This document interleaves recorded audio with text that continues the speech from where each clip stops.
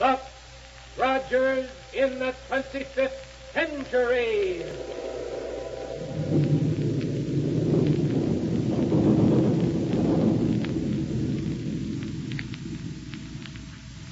Buck Rogers is on the air, brought to you by the makers of Popsicle, Fudgicle, and Creamsicle, those delicious frozen confections on a stick. And now, a message from the famous winner of the Typical American Boy contest, Popsicle Pete. Hello, everybody. Guess what I've got here? A wristwatch for you. It's ticking away like anything. Gee, it's nifty. And it's yours, fellas and girls, free. All you do is save bags from Popsicle, Fudgicle, and Creamsicle. You get hundreds of gifts, wonderful gifts, too, for those bags. Better start saving right away. Those bags are as good as money. Yes, you'll find a valuable gift bag wrapped around every genuine Popsicle, Fudgicle, and Creamsicle. Look for the name on each bag. It's registered by the U.S. Patent Office. And boy, will you love those great, big, swell-tasting frozen confections on a handy stick. Get one every day at your ice cream store. The biggest nickel's worth you ever saw. And wholesome. Couldn't be more pure if Mother made them. And do they last? Say, don't forget to get a free gift list in your ice cream store. There's a free coupon on it worth 10 bags. Well, now, tonight we should find out how and where Cain and Ardela, with Black Barney as their prisoner, are going to make their headquarters. But first, we'd better check up on Buck. And the easiest way to do that is by dropping into Central Radio Bureau at Niagara, the capital of 25th century America. All set? Then here we go, 500 years into the future.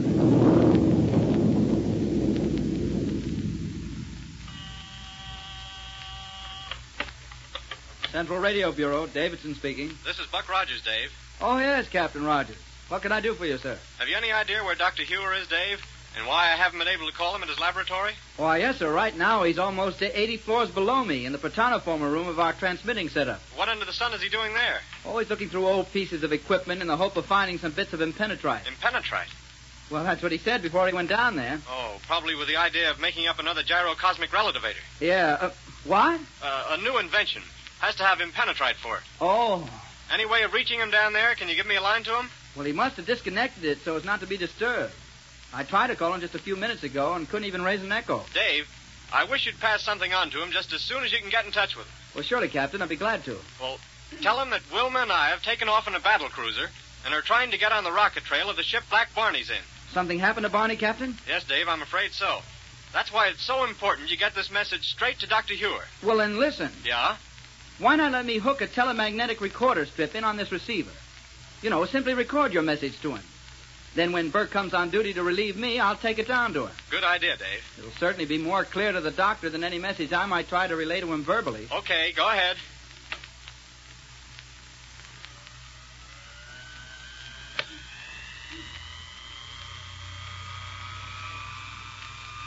Okay, Captain, go right ahead with your message. Do I have to address this to him some way? No, just carry on a regular conversation with me. Okay. Well, we took off right next to the spot where Barney and Willie left in the ship equipped with a gyrocosmic relativator. Is that okay, Dave? Yeah, whatever that relativator is. Well, we flew straight up because we figured that would be the way he did. Yeah? Then we started slowly circling around. Uh-huh. But the gas analyzer doesn't show a sign of his rocket trail yet. If we don't find it within a few minutes, we'll have to start at the ground again. Oh, excuse me, Captain. Yeah? I take it that gyrocosmic thing you mentioned is something new on a rocket plane. Yeah, that's right, Dave. Makes a full-power takeoff possible. Well, then perhaps Barney cut his power after taking off just to see if this new device was working right. Yeah, that's possible. He must have taken almost any direction when he put on the power again. Well, that's what we're trying to find out by circling around. In any event, when we do locate his trail and direction, we'll report again. Mm-hmm. And if we're lucky, we may even pick up some information about Cain and Ardela. Huh? The more I think of it, the more I'm willing to bet there's a connection between them and Barney's disappearance. Well, if that's true, your job amounts to nothing more or less than running down Cain and Ardela. Right. Now, that's certainly enough of a message for Dr. Hewer, Dave, so get it to him fast. Yes, sir.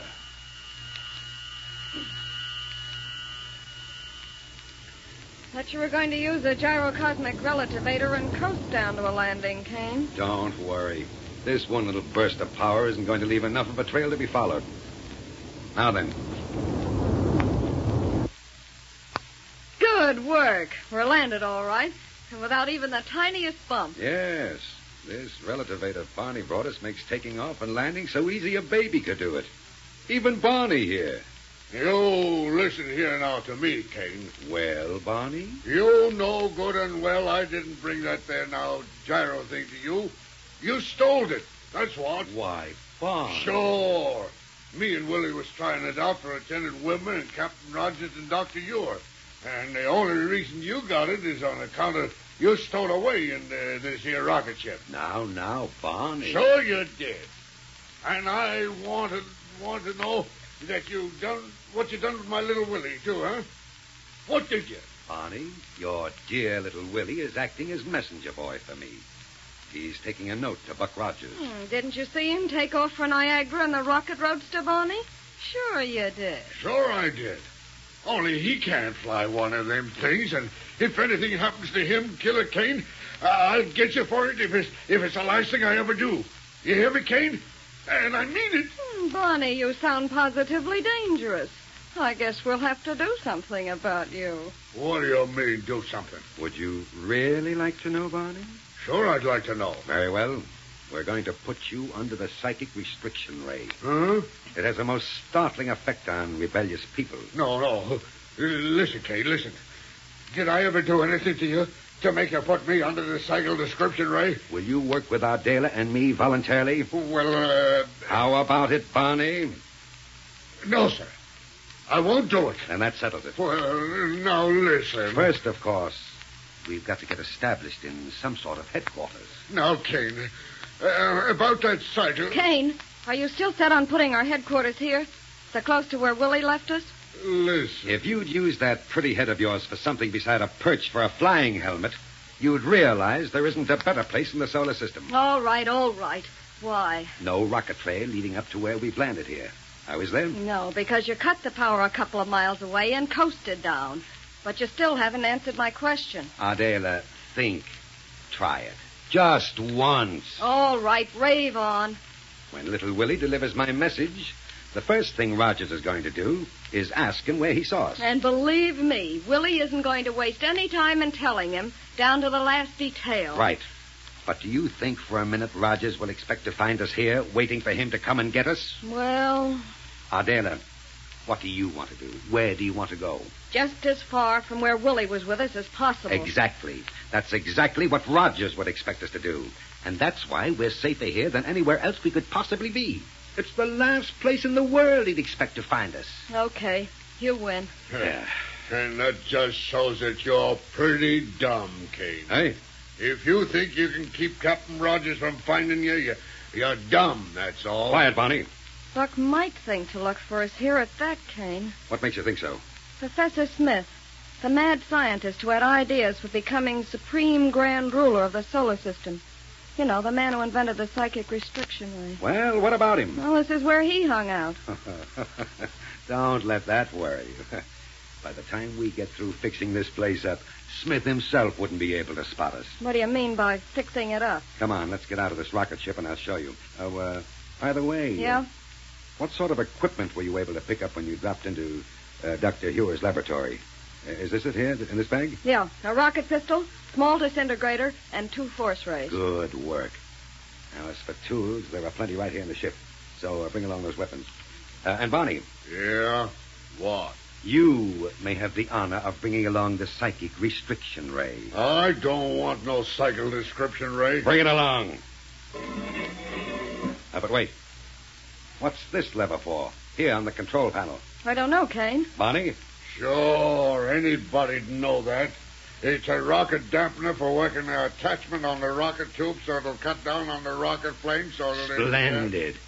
It'll not only cut down whatever noise this ship makes while in flight, but it'll change the rocket trail. There we are. Now, come on. Okay. Help me step down to the ground, please, Barney. I've got my hands full. Oh, sure, Miss Aldela. I'll be... Never mind that, Barney. Huh? You take care of that ray machine. And don't drop it. You understand? Handle it carefully. Okay. Go ahead, Ardela. Isn't that what I'm doing? And these tools are just what we need. I'll put them right out of here. Not going to leave the ship out in plain sight, I hope. Huh? You heard me. Ardela, You do have an idea now and then, don't you? Let me have that small disintegrator. Here. Now, what are you going to do with it? Watch. First, I disintegrate a large hole right alongside the ship.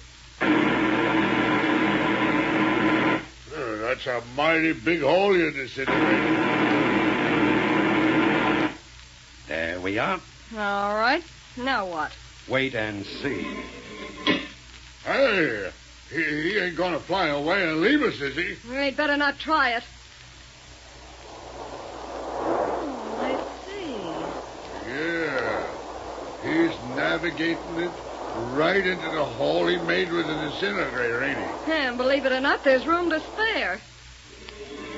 Nice work, Kane. But it's still in plain sight. Now, where's that one-way energy projector? Oh, here, you have it, Adela. Yeah. Don't think you can cover up that whole complete rocket ship with one of them things. Do you? Watch. Wait. Huh? If you cover it up, how'll we get it out again? Push the dirt away with one of these force rays. Oh. Now, watch. Well, satisfied? A little more dirt needs to be pushed over it on this side here, Kane.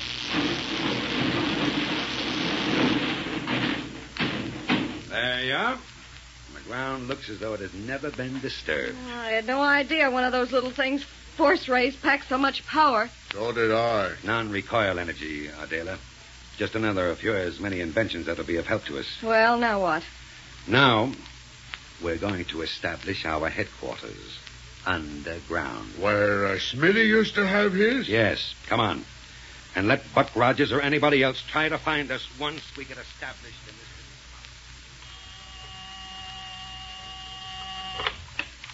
Central Radio Bureau, Davidson. Listen, Dave. This is Buck Rogers again. Oh, yes, sir. Any news about Black Barney or Killer Kane in Ardela, Captain? Plenty. No kidding. But how about my message to Dr. Hewer? Did you get it to him? Yes, sir. He's on his way back to his laboratory. Well, then maybe I'd better call him direct. Oh, I'm afraid you won't be able to get him right away, Captain. Huh? Why not? Well, he said he was going to make several stops along the way. The municipal storehouse and the electrochemical laboratories and the ultronium foundry. Oh, a couple of other places, too. Well, then take another message for me. And relay it to him as soon as you can get in touch with him. On the telemagnetic recorder? Won't need it. This message is plenty short. All right, shoot. Tell Dr. Hewer that Wilma and I have picked up Barney's rocket trail with a gas analyzer, and we're following it at top speed. Good work, Captain. And we're not stopping until we find him.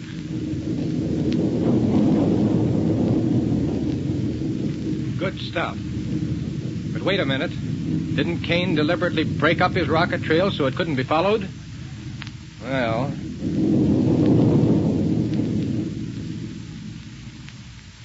Fellas and girls, hurry up and send in bags from Popsicle, Fudgicle, and Creamsicle, and get yourself swell gifts. All the things you want but haven't got money to buy, like a wristwatch, movie camera, doll, jewelry, wallet, table tennis, fishing tackle, hundreds of wonderful gifts.